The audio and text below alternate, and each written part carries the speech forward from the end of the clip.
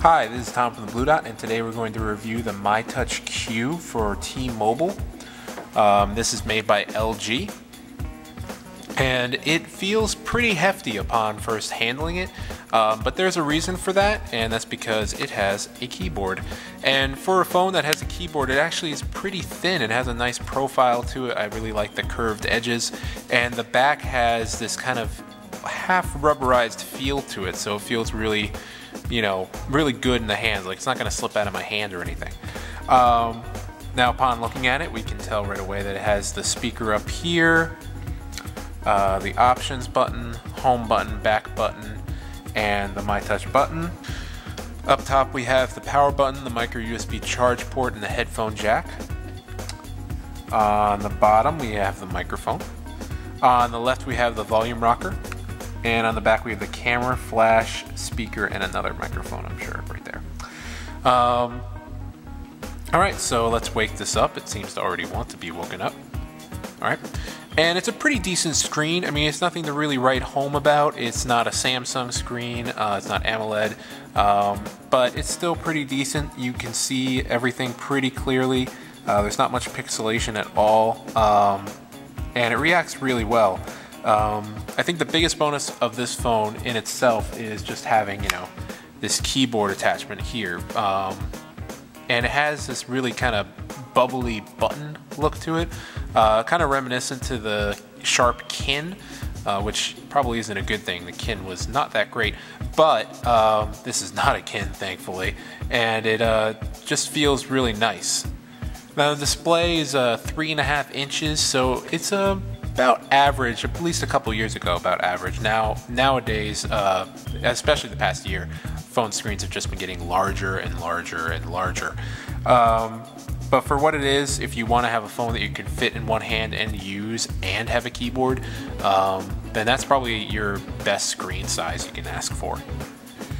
Now, this is running Android 2.3.6, which is Gingerbread. It's a pretty solid operating system version of Android, and most Androids out there have them. I think it's somewhere over 23-25%, if not more than that. Most phones you're going to find a year or two old, you're going to find them having Gingerbread. Alright, so let's check out the camera.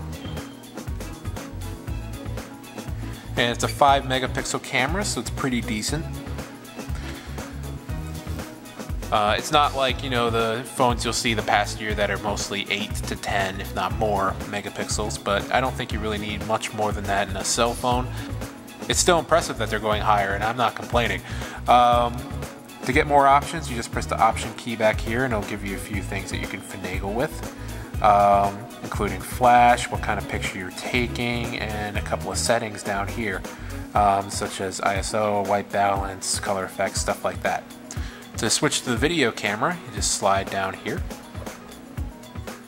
and you get a lot of the same options. You have brightness, you have flash you can turn on or off, which kind of acts more like a flashlight. You can set the duration, and you can also look at the video sizes. This shoots in 720p, so it's not, true HD, but it'll still have a really good picture. And just like before, you can set the type of scene that you're having, if you're outside, inside, things like that. So let's check out the text messaging and the stock keyboard. Make a new message. And the stock keyboard surprisingly has swipe. I've said this before in other videos, I'm a really big fan of swipe because I just like how you can just slide across and say hi, mom, like that. And it gives you a list of words at the bottom if that isn't the word you're looking for. And of course you can still use the keyboard just as normal. But if you got this phone, you probably aren't going to be using the touchscreen keyboard all that much. You're going to put this sideways and turn on this keyboard. I mean, why else would you have gotten this phone? For what it is, it seems to work pretty decently. So I'm going to try to type the same thing. There we go. It has a nice little click to it. You can really kind of feel the buttons, although they don't really pop out. They look like they're a little bubble, but they are relatively flat if you put them sideways, you can see. but it's still pretty comfortable. It's really great to have a phone that has a keyboard and still be relatively thin. Battery life for this phone is pretty much average as most Android devices, around 9 hours, and a day or so on standby. If you turn off all your 3G and 4G and stuff like that, you might get even longer. But that's true for any Android or smartphone device out there. If you're looking for a phone that you can hold in one hand, use all the options, and even use the keyboard with one hand, but still have the option to use a keyboard if you want to, then this is the phone for you. We sell this phone and many others on our website at www.thebluedot.net. If you have any questions, you can write them below and I'll be happy to answer them. My name is Tom from Blue Dot. Thanks for watching.